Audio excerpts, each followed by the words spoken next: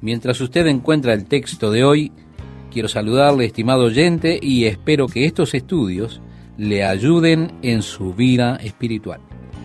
Jesús no era alguien que seguía tradiciones.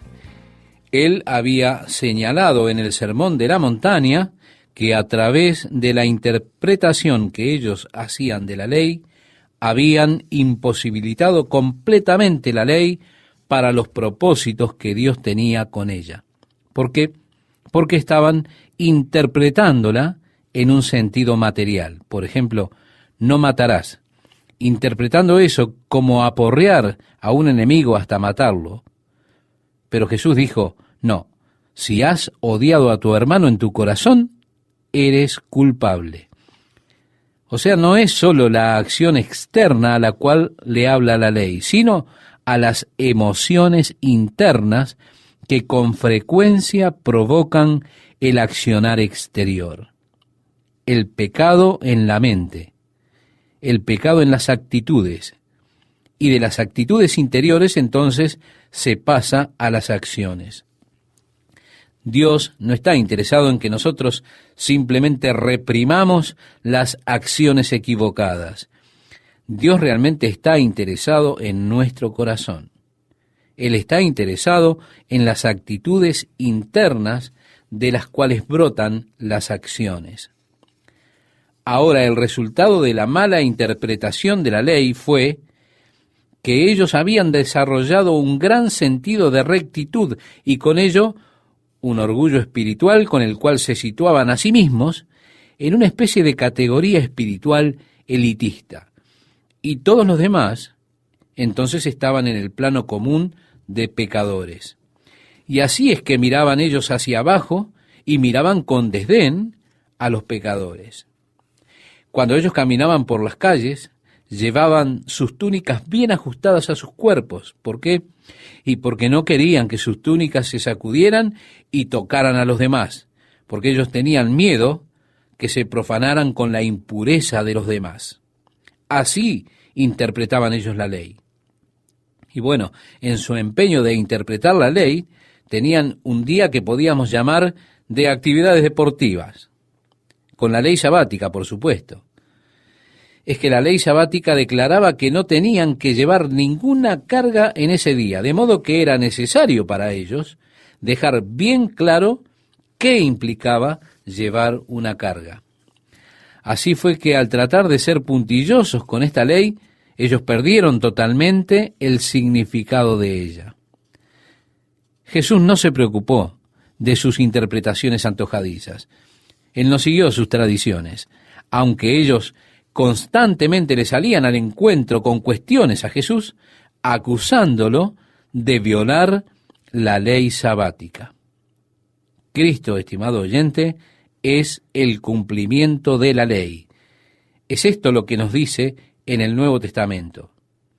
Y uno de los principales problemas que se levantaron en la iglesia primitiva, cuando muchos gentiles, es decir, muchos paganos, se habían convertido formando parte así de la iglesia, fue que surgió la pregunta, ¿el gentil se tiene que convertir al judaísmo para ser salvo? En otras palabras, si usted ha de salvarse siendo gentil, es decir, siendo pagano, primero, ¿tiene que circuncidarse? ¿Debe guardar la ley de Moisés? Y es así que hubieron muchos judíos en la iglesia que tomaron esa posición. Entonces comenzaron a crear divisiones en la iglesia de Antioquía diciendo que a menos que se circuncide y guarde la ley, usted que es gentil no podrá ser salvo. Pablo y Bernabé regresaron junto a algunos hermanos a Jerusalén. Vinieron con esos agitadores para que la iglesia fallara sobre este asunto. En los Hechos de los Apóstoles, en el capítulo 15, nosotros leemos que los dirigentes de la iglesia primitiva llegaron a la conclusión de que la ley no pretendía que esos mandatos fuesen para los creyentes gentiles, ni eran esenciales para su salvación, sino que era posible para el Espíritu de Dios trabajar en el corazón del hombre aparte de la ley. Así es que se les dijo que se guardaran de los ídolos y de cosas ahogadas. Y si hacen esto, están haciendo bien. Dios les bendiga. Al determinar qué tipo de relación debería tener la iglesia gentil con la ley, no había declaración alguna por la cual usted tuviera que guardar el sábado. Y no recaían sobre ellos ninguno de los aspectos de la ley del sábado. Así que aquí en el capítulo 12, al comienzo, encontramos a Jesús en una de sus controversias con los líderes religiosos, nuevamente sobre el asunto del Sabbat. Dice así la palabra de Dios: en aquel tiempo iba Jesús por los sembrados, estos son los sembradíos de grano de trigo, llamado el pequeño trigo maduro. En aquel tiempo iba Jesús por los sembrados en un día de reposo, y sus discípulos tuvieron hambre y comenzaron a arrancar espigas y a comer. Viéndolo, los fariseos le dijeron: he aquí tus discípulos hacen lo que no es lícito hacer en el día de reposo. Pero él les dijo: ¿no habéis leído lo que hizo David cuando él y los que con él estaban tuvieron hambre? ¿Cómo entró en la casa de Dios y comió los panes de la proposición? Que no les era lícito comer ni a él ni a los que con él estaban, sino solamente a los sacerdotes. Ahora bien, cuando David estaba huyendo de Saúl, él vino al tabernáculo de Dios y fue al sacerdote. Entonces tomó el pan consagrado, el cual solo el sacerdote podía comer, pero David y sus hombres tenían hambre. Y así fue que David lo tomó y alimentó a sus hombres. Esto no le estaba permitido hacer a David. No obstante ello, Dios había establecido la ley que solo los sacerdotes podían comer el pan consagrado. Pero aquí nos encontramos con alguien que tiene una necesidad física, y hay una ley de Dios más alta que ministra las necesidades físicas de los hombres. Entonces, si un hombre está desfalleciendo de hambre, si está hambriento, hay leyes superiores que tratan con la preservación de la vida. Como leemos en Mateo 12, versos 5 y 6, ¿o no habéis leído en la ley cómo en el día de reposo los sacerdotes en el templo profanan el día de reposo y son sin culpa? Pues os digo que uno mayor que el templo está aquí. Y esto refiriéndose el Señor Jesús a sí mismo. Y si el sacerdote entonces podía trabajar en el templo y no era culpable de violar el Sabbat, seguramente los discípulos podían trabajar con Jesús en el Sabbat. Ahora leamos el verso 7. Y si supieseis qué significa misericordia quiero y no sacrificio, no condenaríais a los inocentes. Estimado oyente, esta es la segunda vez que Jesús cita las Escrituras: misericordia quiero y no sacrificio. Dios llegó al punto en que estaba enfermo de los sacrificios de ellos, puesto que habían comenzado a hacer iniquidad con una especie de concepto como este, por ejemplo.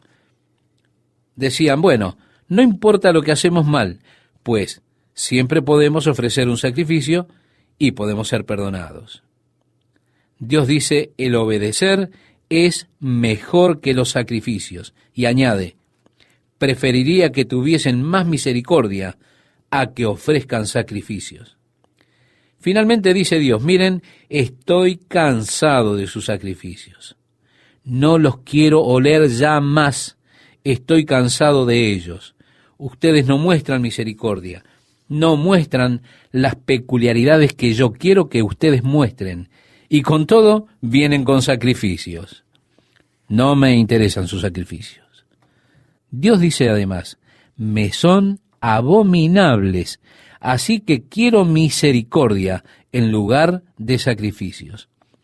Sí, estimado oyente, Dios prefiere que su corazón sea recto delante de Él, más que el hecho de que usted esté constantemente haciendo sacrificios.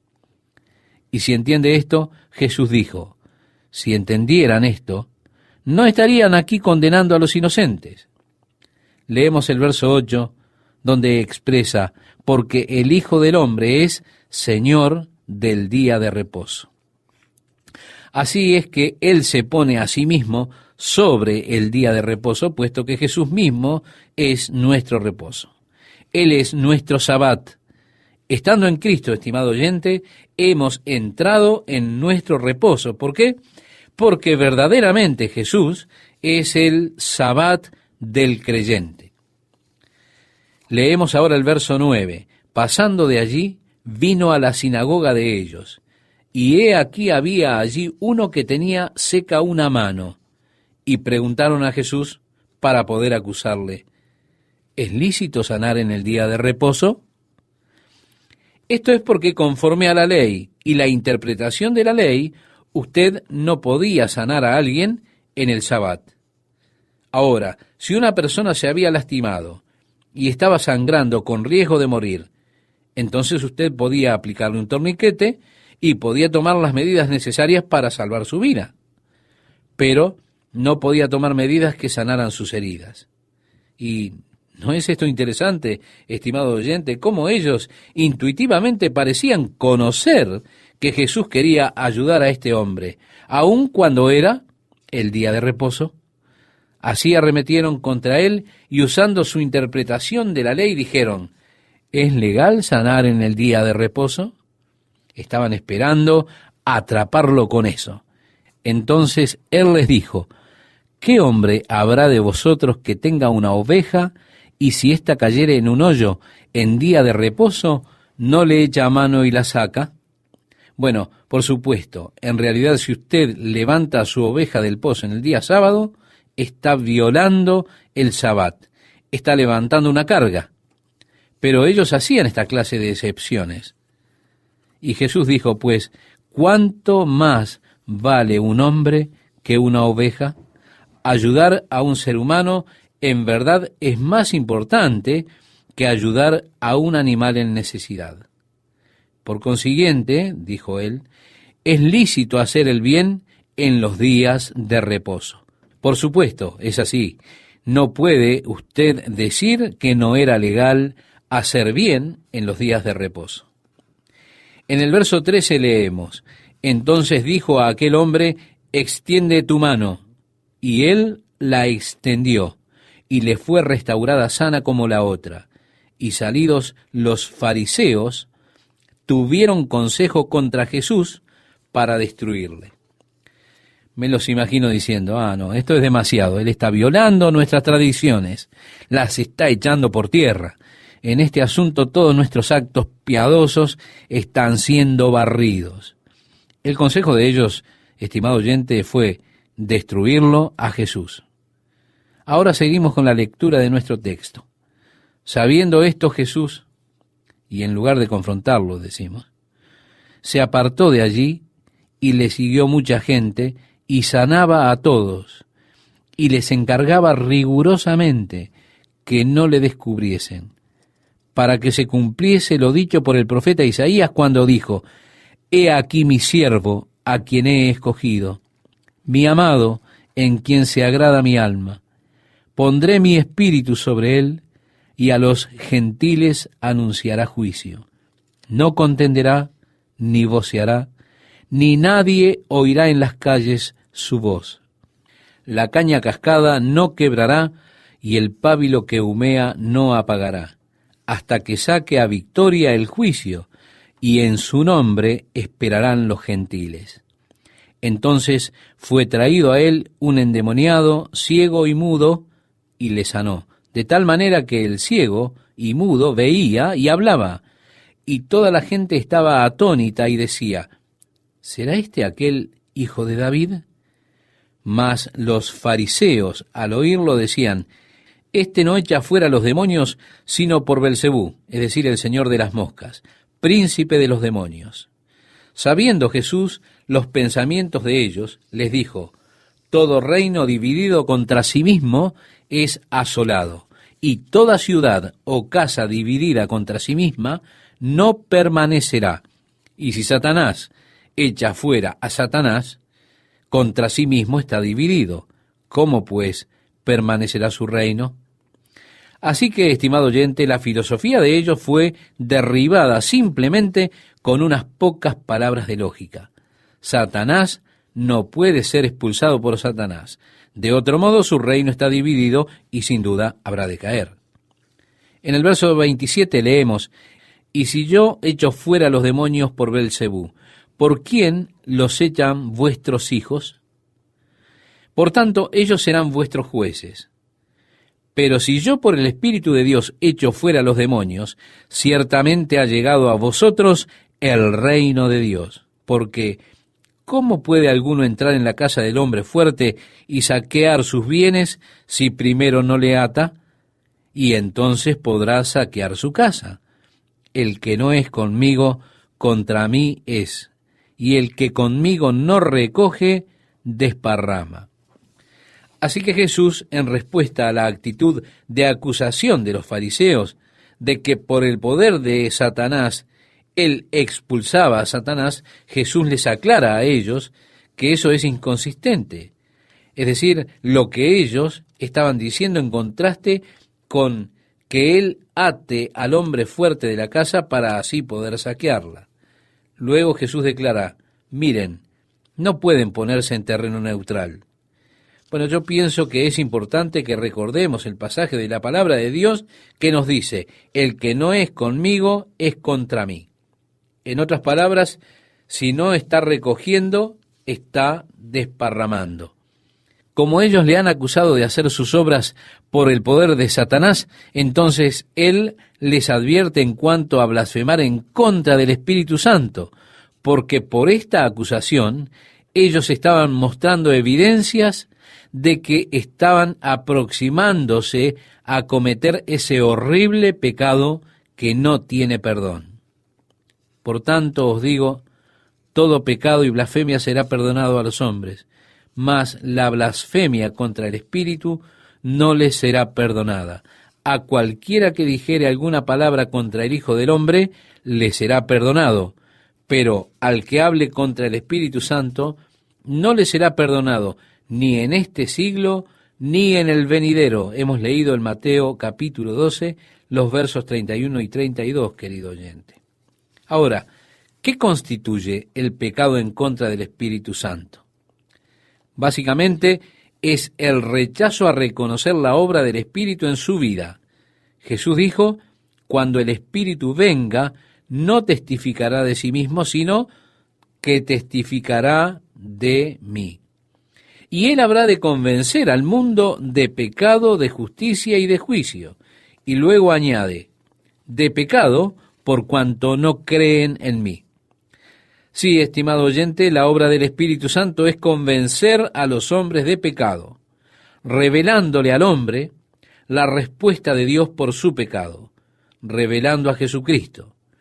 Dios ha hecho solamente una provisión para el perdón, una única provisión para quitar su pecado y su culpa. Y esta provisión es en y a través de su unigénito Hijo Jesucristo.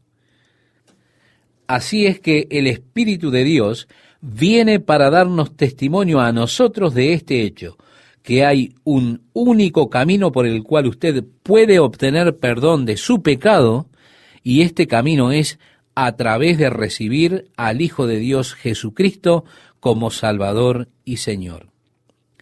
Ahora, si usted continuamente rechaza la obra del Espíritu Santo en su corazón, esa obra que consiste en revelarle a Jesucristo a usted, y usted en lugar de arrepentirse, se vuelve contra Dios reprochándole por su pecado, puesto que usted no cree en él, si continúa de ese modo, entonces no hay perdón posible. ¿Por qué? Y porque Dios no ha provisto otro medio de salvación para el hombre. Como el apóstol Pedro dijera, y en ningún otro hay salvación, porque no hay otro nombre debajo del cielo en el cual podamos ser salvos. El rechazar creer, estimado oyente, el rechazar aceptar el testimonio del Espíritu es, por último, blasfemar en contra del Espíritu. Ahora, al ir progresando en esta posición en contra de Jesucristo, y por último, al estar usted enfrentado con la irrebatible evidencia de que Jesús es en verdad todo lo que Él dijo que era, por el poder de su nombre y su vida, usted está frente a esta evidencia y no puede negarla.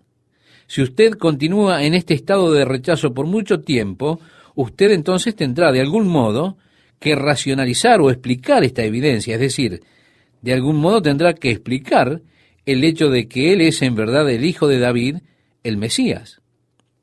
Y los fariseos, habiendo adoptado este modelo de rechazo a Jesús, estaban acercándose a la experiencia que es el punto sin retorno.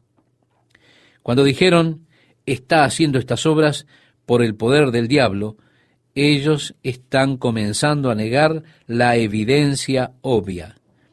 Y cuando una persona llega a ese punto en su rechazo a Jesús, en el cual comienza a negar la evidencia que es obvia, que Dios ha puesto en su camino, y comienza a tratar de explicar de otra manera la evidencia que Dios coloca delante de él, esa persona está próxima a ese punto que da testimonio Juan en el capítulo 12, verso 38, al cual los fariseos finalmente arribaron, el cual dice, por tanto, ellos no podían creer. Mire, estimado oyente, habían llegado al punto en que ya era imposible cambiar, era imposible creer para cambiar de actitud. Han determinado su camino y se han alejado de la senda verdadera y ya no hay posibilidad alguna de regreso. ¿Qué tal? ¿Cómo están? Bueno, espero que bien y dispuestos a comenzar nuestro estudio de la palabra de Dios para hoy. Así que, estimado oyente, si ya tiene a mano nuestro texto de hoy, allí vemos que Jesús dice, o haced el árbol bueno y su fruto bueno, o haced el árbol malo y su fruto malo, porque por el fruto se conoce el árbol. Generación de víboras, ¿cómo podéis hablar lo bueno siendo malos? Porque de la abundancia del corazón habla la boca. El hombre bueno del buen tesoro del corazón saca buenas cosas, y el hombre malo del mal tesoro saca malas cosas. Mas yo os digo que de toda palabra ociosa que hablen los hombres, de ella darán cuenta en el día del juicio, porque por tus palabras serás justificado, y por tus palabras serás condenado. Entonces respondieron algunos de los escribas y de los fariseos, diciendo, Maestro, deseamos ver de ti señal. Aquí ellos simplemente han negado la señal que han visto. Cuando aquel hombre poseído por el demonio, ciego y mudo, fue traído a Jesús, ellos vieron eso. Ellos también vieron al hombre de la mano seca. Ellos observaron cómo él lo sanaba. Y ahora ellos tienen la audacia de decirle a Jesús, ¿por qué no nos das una señal? Pruébanos que tú eres el Mesías. Él respondió y les dijo, la generación mala y adúltera demanda señal, pero señal no le será dada, sino la señal del profeta Jonás. Porque como estuvo Jonás en el vientre del gran pez 3 días y 3 noches, así estará el Hijo del Hombre en el corazón de la tierra 3 días y 3 noches. Los hombres de Nínive se levantarán en el juicio con esta generación y la condenarán, porque ellos se arrepintieron a la predicación de Jonás. Y he aquí más que Jonás en este lugar. En esta corta respuesta, estimado oyente, Jesús les da a los fariseos 3 hechos bíblicos que usualmente son negados por aquellos que se consideran a sí mismos como grandes críticos. Aquellos que presumen de tener la autoridad para decirle a usted qué partes de la Biblia usted puede creer y qué partes de ellas no puede creer. ¿Qué partes son genuinas y cuáles son falsas? ¿Qué partes son inspiradas y cuáles no? ¿Cuáles son verdad y cuáles son mitos? Una de las historias de la Biblia que ha recibido alguna de las mayores críticas de parte de estos grandes críticos es la historia de Jonás. Pero, como ya he dicho, el único problema que una persona tiene con Jonás no es el hecho de que Jonás haya sido tragado por un gran pez, sino que su problema es más profundo que eso. Su problema es el concepto que tiene de Dios. Si usted tiene un correcto concepto de Dios, usted no tendrá ningún problema en creer la historia de Jonás, incluso si la historia dijera que Dios preparó a un pez pequeñito para tragarse a Jonás en vez de un gran pez. ¿Por qué? Porque para Dios no hay nada imposible. Así que su problema es el concepto que usted tenga de Dios, no la historia de Jonás. Y uno de los problemas básicos del hombre es su concepto de Dios. Si este problema existe, es porque el hombre tiende a crear su propio Dios. Y cuando un hombre crea su propio Dios, él lo hace como una proyección de sí mismo en la inmensidad.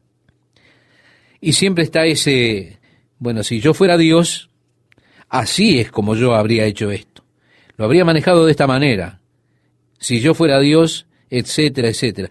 Hay muchas personas que tienen dificultad con la revelación que Dios ha dado de sí mismo. Porque hay aspectos de esa revelación, estimado oyente, que difiere de sus propias ideas, de sus propios conceptos, de cómo ellos juzgarían o gobernarían al universo, o cómo hubieran creado al hombre, cómo hubieran tratado ellos con el aspecto moral, cómo hubieran lidiado con el libre albedrío, cómo hubieran tratado ellos con todos estos aspectos con los que Dios tuvo que lidiar cuando Dios nos creó. Entonces, hay muchos que rechazan la revelación que Dios ha hecho de sí mismo, prefiriendo sus propios conceptos y aún prefiriendo adorarse a ellos mismos. David observó cómo es que los hombres han creado sus propios dioses. Él dijo, los ídolos de las naciones son plata y oro, obra de manos de hombres.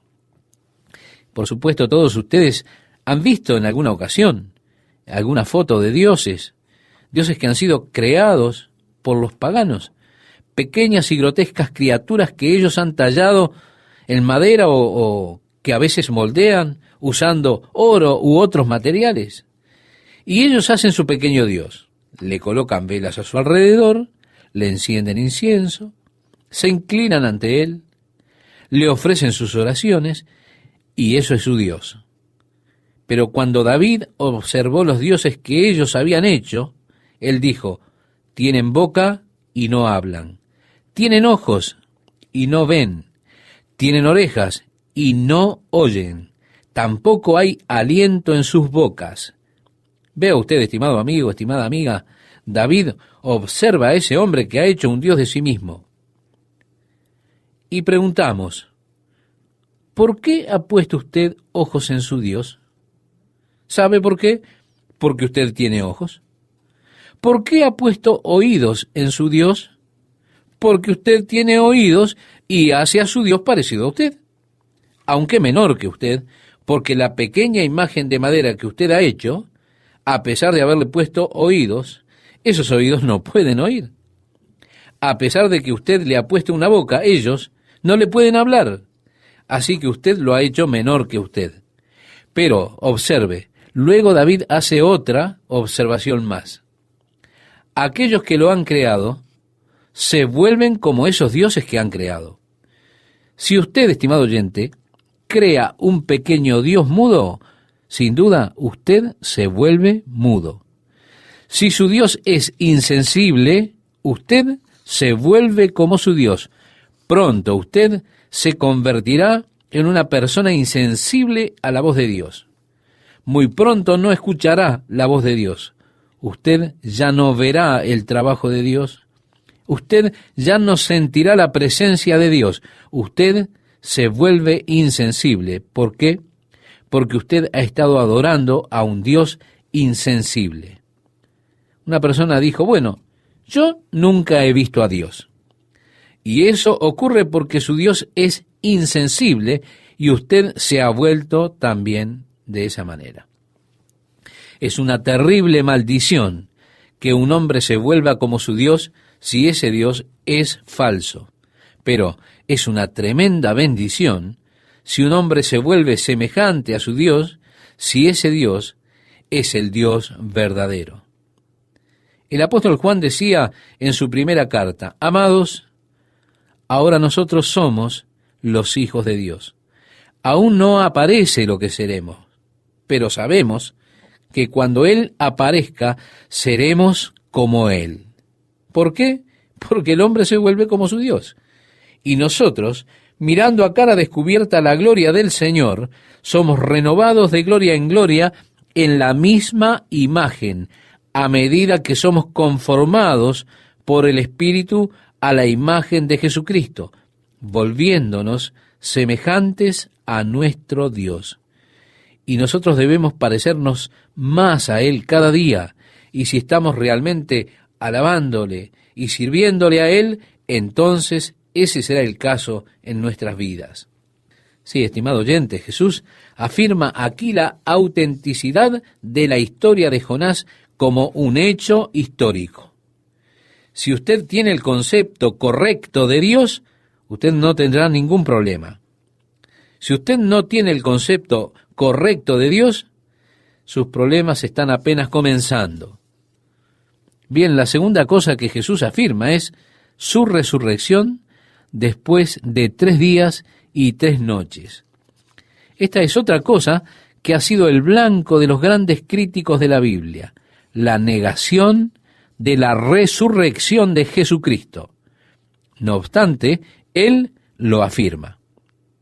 Ahora, la tercera cosa que Él afirma es la resurrección final de todos, pequeños y grandes, estarán de pie ante el trono del juicio de Dios. Todo hombre de todas las edades estará un día ante Dios, sin escapatoria posible. Como hemos leído, el verso 41 dice: los hombres de Nínive se levantarán en el juicio con esta generación. Sucederá esa resurrección general de la muerte, la que Daniel nos dice en el capítulo 12 de su libro.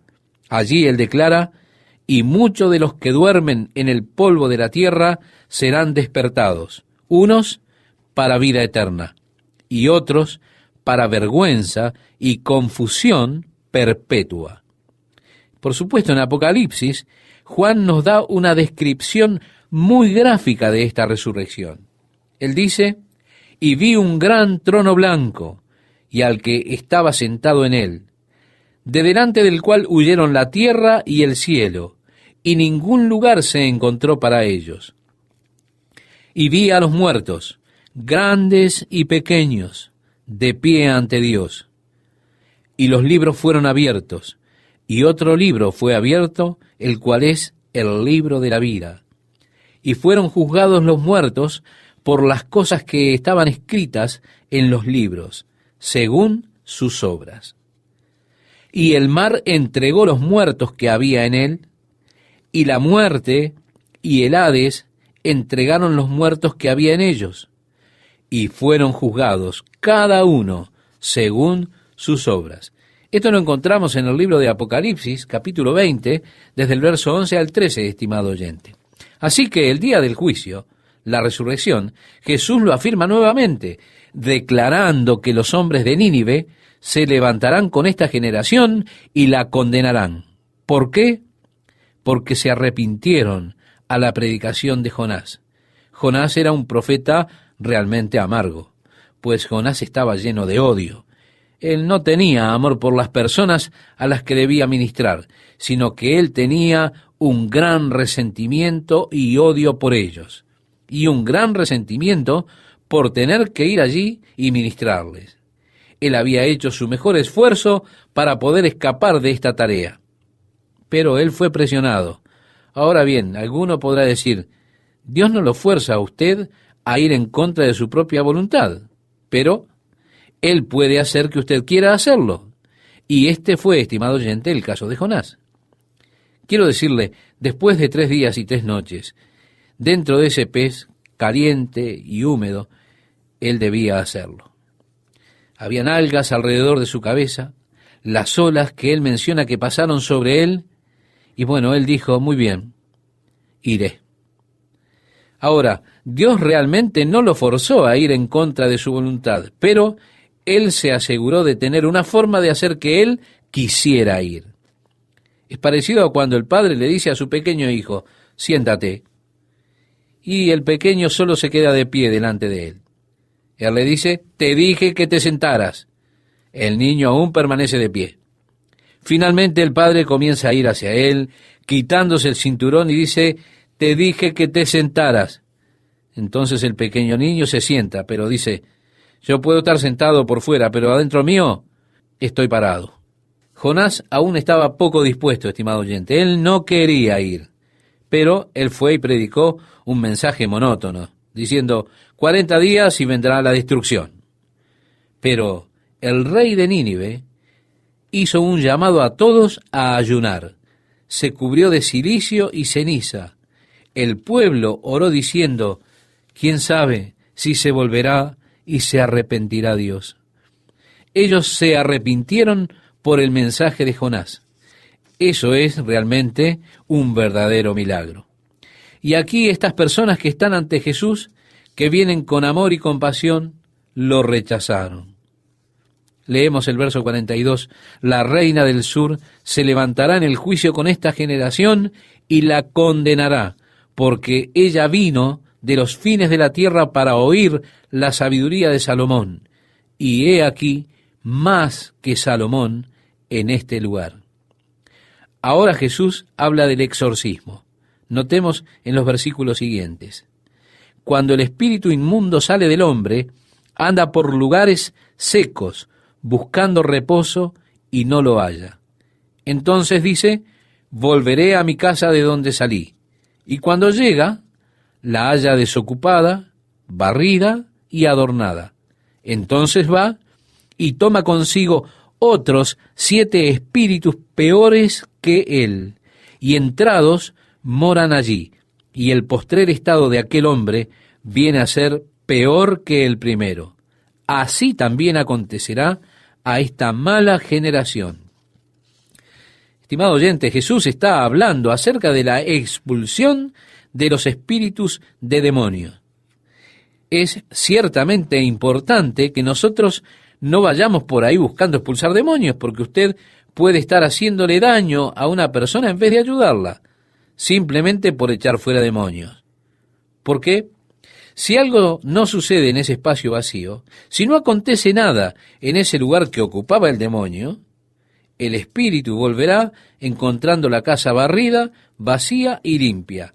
Entonces él se irá, conseguirá otros 7 espíritus más malvados y volverá para ocuparla. Yo creo en la fuerza de expulsión del poder superior.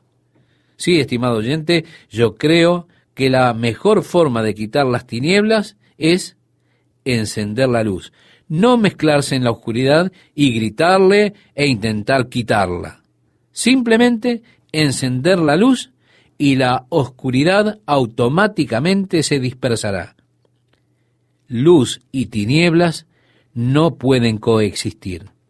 Cuando Jesucristo llega a la vida de una persona, cuando su vida y corazón son abiertos para recibirle a Él, entonces cualquier fuerza de la oscuridad que esté allí es expulsada por el poder de la fuerza mayor. La fuerza de expulsión del poder mayor está allí y esa persona es salvada. Esa persona no tiene que preocuparse de que vuelva a sucederle este problema, incluso en un grado peor. Mejor que llevarle luz a los hombres es que los lleve a Jesucristo. Entonces sus corazones, sus vidas, se llenarán de Él y con su amor, y a través de su poder, las fuerzas de las tinieblas serán automáticamente expulsadas. Leamos ahora en el capítulo 12 de Mateo los versículos 46 al 50. Mientras él aún hablaba a la gente, he aquí su madre y sus hermanos estaban afuera y le querían hablar. Y le dijo uno, he aquí tu madre y tus hermanos están afuera y te quieren hablar. Respondiendo él, al que le decía esto, dijo, ¿quién es mi madre? ¿Y quiénes son mis hermanos? Y extendiendo su mano hacia sus discípulos, dijo, he aquí mi madre y mis hermanos, porque todo aquel que hace la voluntad de mi Padre que está en los cielos, ese es mi hermano y hermana y madre. Hay quienes ponen énfasis en la intercesión de María, pero esta escritura que viene a continuación me plantea varios problemas, pues cuando ellos dijeron, he aquí tu madre está afuera y te quieren hablar, él dijo, ¿quién es mi madre? En ningún lugar de las escrituras se nos alienta a buscar a María para conseguir favores de su Hijo. Pues Jesús dijo, y todo lo que pidiereis al Padre en mi nombre, yo lo haré. Yo no podría estar dependiendo de María cuando Jesús tomó esta actitud hacia ella mientras él estaba aquí en la tierra. Jesús dijo, ¿quién es mi madre? ¿Quiénes son mis hermanos? Y extendiendo su mano hacia sus discípulos, dijo, he aquí mi madre y mis hermanos, porque todo aquel que hace la voluntad de mi Padre que está en los cielos, ese es mi hermano y hermana y madre. A medida que llegamos al final del capítulo 12, descubrimos que Jesús tenía hermanos y hermanas terrenales, puesto que ellos eran hijos de María y José. Jesús, por supuesto, era el Hijo de Dios, pues María era virgen cuando el Espíritu Santo vino sobre ella y concibió y dio a luz a Jesucristo. Pero no encontramos base bíblica para establecer la eterna virginidad de María. Más bien, ella es contraria a las Escrituras. En el verso 55, ellos dicen, ¿no es este el hijo del carpintero? ¿No se llama su madre María y sus hermanos Jacobo, José, Simón y Judas? ¿No están todas sus hermanas con nosotros? Tenemos información, estimado oyente, de que esos hermanos de Jesús realmente no creían en él. Recuerde usted que él dijo, no hay profeta sin honra, sino en su propia tierra y en su casa. Él sabía lo que era tener el rechazo personal de su familia. Ahora bien, es cierto que aquellos que son de Cristo, aquellos que están relacionados con Jesucristo como creyentes, tienen una relación más cercana que la de los hermanos y hermanas en la carne. Hermanos y hermanas en la carne que no están unidos a Cristo. En otras palabras, usted tendrá una relación más cercana con aquellos de la familia de Dios que con aquellos de su propia familia, si es que su propia familia no es también parte de la familia de Dios. Tal vez muchos de ustedes, sin duda, han experimentado esto. Haber aceptado a Jesucristo como Salvador ha creado una oposición de parte de algunos de los miembros de su propia familia. Hablo de su familia de sangre. Pero, estimado amigo, estimada amiga, usted ha entrado a una nueva familia en la que los lazos son más profundos, son mayores y la unión es mucho más fuerte. Y así ocurrió con Jesús, pues sus hermanos no creían en él. Por eso él dice, ¿quiénes son mis hermanos? Miren, estas personas aquí. Cualquiera que hace la voluntad de Dios es mi madre, mi hermana, mi hermano. ¿Qué tal, amigos y amigas de la Palabra de Dios para hoy? Es un gusto para mí saludarles e invitarles a compartir juntos los próximos minutos. Al entrar en el capítulo 13, nosotros ingresamos en el área de las parábolas que tienen que ver con los misterios del reino de los cielos. Y en estas tenemos más o menos una clave para todas las parábolas. Años atrás, cuando me encontraba en el seminario, tenía un profesor muy inteligente. Él exhortaba a los seminaristas a no predicar de las parábolas hasta que hubiésemos pastoreado por lo menos por 30 años. Eso diría que ahora estoy calificado entonces, y quisiera tener de nuevo todos esos sermones que prediqué en cuanto a las parábolas, cuando pensaba que mi profesor no sabía bien de qué cosa estaba hablando. Pero con los años ha habido un cambio definitivo en mi entendimiento acerca de las parábolas. No profeso tener un entendimiento perfecto aún en este punto. Lo que puedo compartir es lo que he llegado a aprender y lo que he llegado a creer, pues al continuar creciendo, no me animo a garantizarle que de aquí a un tiempo arribe a otros conocimientos que no poseo hoy. Francamente, habré de confesarle que no considero que mi conocimiento de las parábolas sea completo. Estoy seguro que hay más para sacar de ellas de lo que soy capaz de sacar yo. Ahora, si ya tiene el texto de hoy, le invito a que comencemos la lectura. Aquel día salió Jesús de la casa y se sentó junto al mar, y se le juntó mucha gente, y entrando él en la barca, se sentó, y toda la gente estaba en la playa.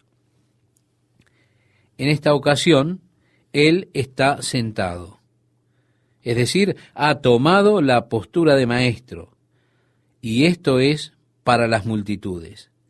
Coteje con el sermón de la montaña, estimado oyente, cuando sus discípulos vinieron a él abrió su boca y les enseñaba diciendo, pero ahora él está hablando a las multitudes desde ese pequeño bote alejado de la orilla. Y les habló muchas cosas por parábolas, diciendo, he aquí, el sembrador salió a sembrar. Y mientras sembraba, parte de la semilla cayó junto al camino, y vinieron las aves y la comieron.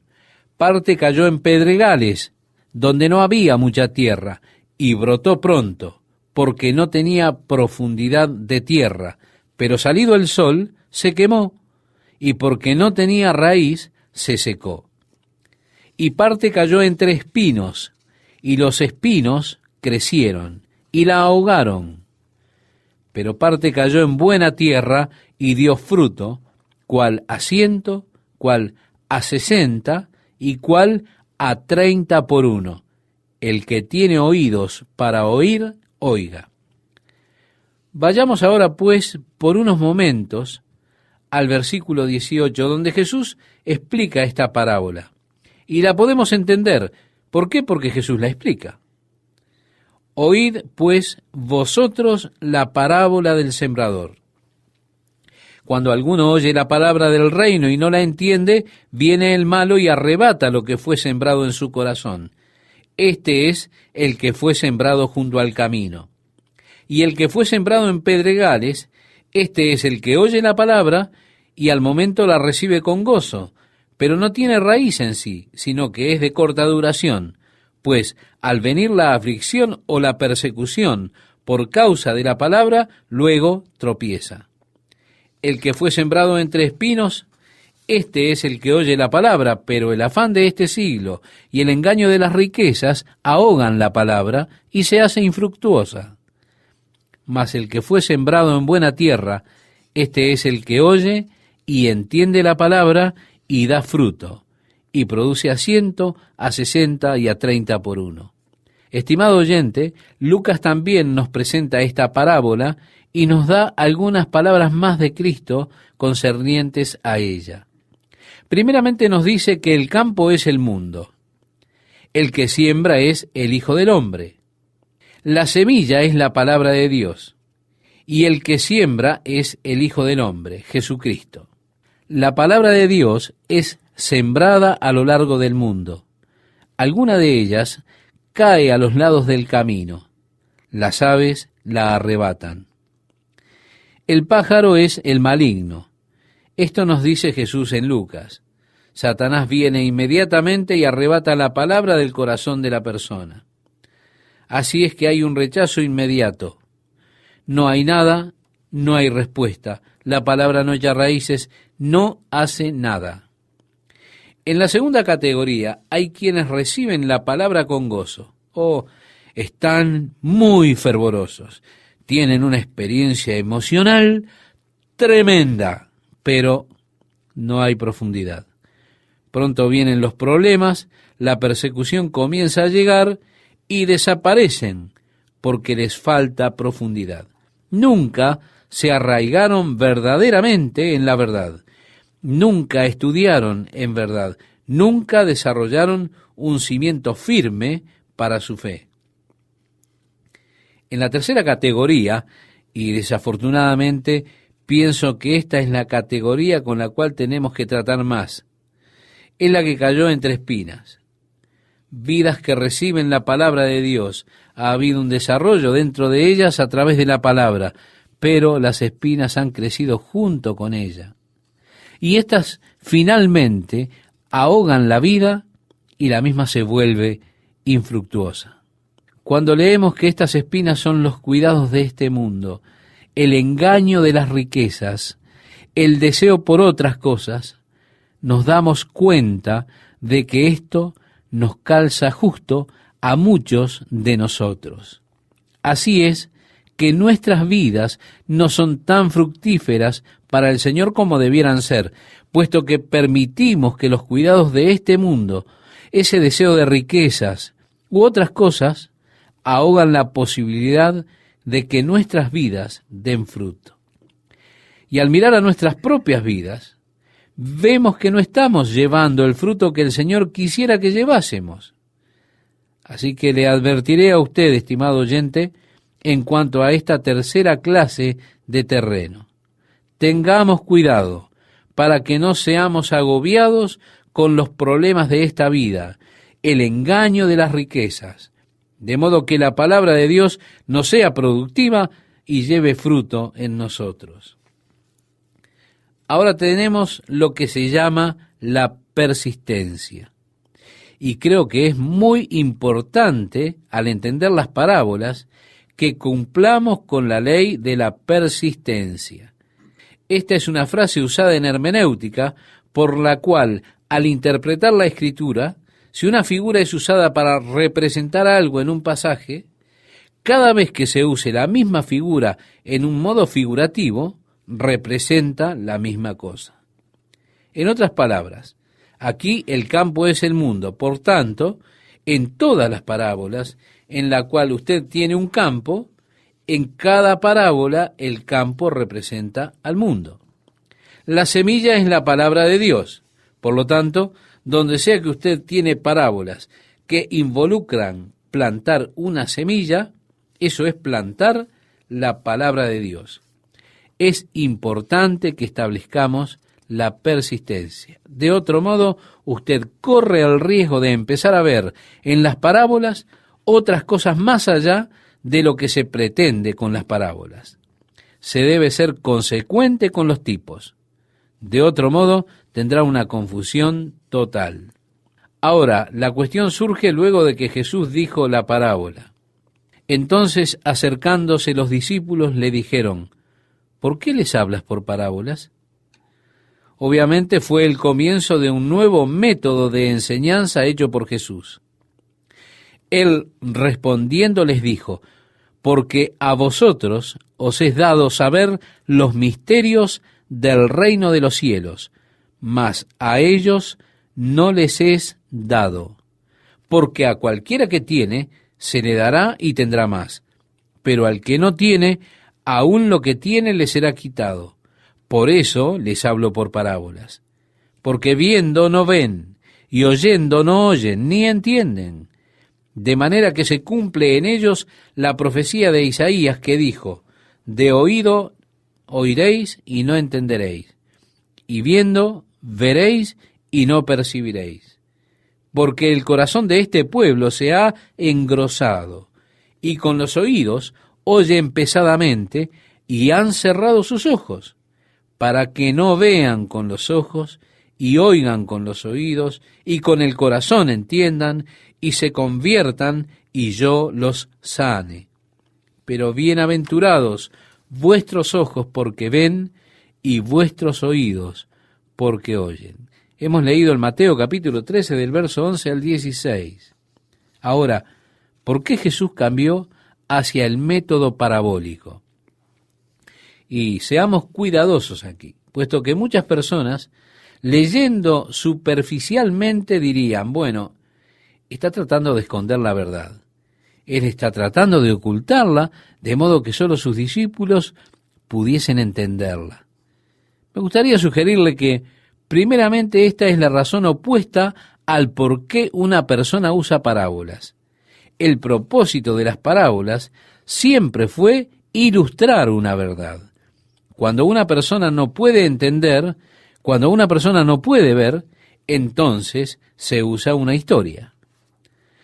Toma algo que ellos conocen, les cuenta la historia y luego, por medio de esa historia, usted ilustra la verdad que está tratando de hacerles entender. Bien, las gentes habían llegado al punto en que estaban cansados de escuchar. Habían empezado a cerrar sus oídos. Las historias siempre son atractivas y son un método por el cual la verdad puede ser impartida, pues al desarrollar la historia, la verdad puede ser vista en forma paralela. No es para ocultar la verdad, sino para revelarla repentinamente, de tal modo que se pueda entender. Es también utilizada la parábola para captar la atención del oyente. Y cualquier buen orador, cuando se da cuenta que ha comenzado a perder la atención de sus oyentes, dirá, bueno, déjeme contarle una historia. Entonces, todos allí se despiertan. Oh, una historia. Vamos a escuchar esta historia a ver de qué se trata. ¿Comprende, estimado oyente? Esto es un medio de atraer la atención. Es un medio de ilustrar la verdad de modo sutil, puesto que usted a simple vista no la ve. Y aun a pesar de que ellos tengan sus ojos cerrados, tal vez no quieran ver, pero de este modo quizá de repente ellos pueden verla. Y esto pasó con Jesús y los fariseos, cuando más tarde, usando algunas parábolas, les estaba increpando, y de repente ellos dijeron, un minuto, esto que dijo fue en contra nuestra. Oh, se dieron cuenta de que él estaba hablando estas parábolas en contra de ellos, pero vino a ellos en un modo que estaba simplemente contando una historia. De repente, ellos se dieron cuenta que estaba dirigida hacia ellos. La verdad les golpeó fuerte. Por supuesto, se pusieron furiosos cuando lo descubrieron. Yo pienso que dirían dentro de ellos, hey, realmente nos atrapó, nos aniquiló con esta. Y así Jesús, a causa de la dureza que tenían ellos para oír, puesto que sus ojos estaban ciegos, a causa de su actitud, Jesús utilizó este método. Él todavía buscaba revelarles su verdad. Jesús no estaba simplemente tratando de esconder la verdad de los hombres. Jesús quería revelarla a los hombres. Pero si un hombre no puede verla directamente, él la expresará en una ilustración para que puedan ver el paralelo y de esa forma puedan ver la verdad. Así que esto es por lo que él comenzó a adoptar la forma de parábolas. Leemos el verso 17, estimado oyente, y nos dice así, porque de cierto, dijo él, porque de cierto os digo que muchos profetas y justos desearon ver lo que veis y no lo vieron, y oír lo que oís y no lo oyeron. Luego él explicó la parábola del sembrador. Ahora, en el verso 24 dice, les refirió otra parábola diciendo, el reino de los cielos es semejante a un hombre que sembró buena semilla en su campo, pero mientras dormían los hombres, vino su enemigo y sembró cizaña entre el trigo y se fue. Ahora bien, aquí hay una semilla que es plantada, pero también está definitivamente declarado que es una mala semilla al decir, pero mientras dormían los hombres, vino su enemigo y sembró cizaña entre el trigo y se fue. Y cuando salió la hierba y dio fruto, entonces apareció también la cizaña. Vinieron entonces los siervos del padre de familia y le dijeron, Señor, ¿no sembraste buena semilla en tu campo? ¿De dónde, pues, tienes cizaña? Él les dijo, un enemigo ha hecho esto. Y los siervos le dijeron, ¿quieres, pues, que vayamos y la arranquemos? Él les dijo, no, no sea que al arrancar la cizaña, arranquéis también con ella el trigo. Dejad crecer juntamente lo uno y lo otro hasta la siega, y al tiempo de la siega, yo diré a los segadores, recoged primero la cizaña y atadla en manojos para quemarla, pero recoged el trigo en mi granero. Ve, estimado oyente, Jesús está comenzando a mostrar que el reino de los cielos, es decir, la iglesia, no ha de ser una representación perfecta. Está diciendo que ha de levantarse dentro de esta lo que no es genuino, lo que no es verdad, lo que es falso, la cizaña que habría allí con el trigo. Estaría la semilla que caería entre pedregales, la que caería entre espinos, habría aquellos que no serían fructíferos, y en lo que refiere a la cizaña, sería peor aún que aquellos que no son fructíferos. Habría quienes crecerían dentro del sistema eclesiástico, que vendrán a estar dentro del sistema eclesiástico, que está dentro del reino de los cielos, pero se manifestarían erróneamente. En lugar de desarraigarlos, habría que dejarlos crecer juntos hasta la cosecha, hasta el fin, y luego se junta la cizaña, se la echa al fuego quemándola, pero el trigo es colocado en el granero. Así que dentro del sistema del reino de Dios, habrá aquellos a los cuales los plantó el enemigo. Y Dios sabe que hay enemigos de la causa de Cristo en la iglesia de hoy. No me alcanza la vida para entender a esos hombres que están en el púlpito a lo largo del país en el día de hoy, que no creen que la Biblia es la palabra inspirada de Dios. ¿Qué es lo que están enseñando ellos entonces? ¿Por qué es que están en el púlpito si no creen que la palabra de Dios sea eso precisamente, la palabra de Dios? Si no creen en la Biblia como divinamente inspirada de Dios. Entonces, ¿qué es lo que están enseñando a la gente?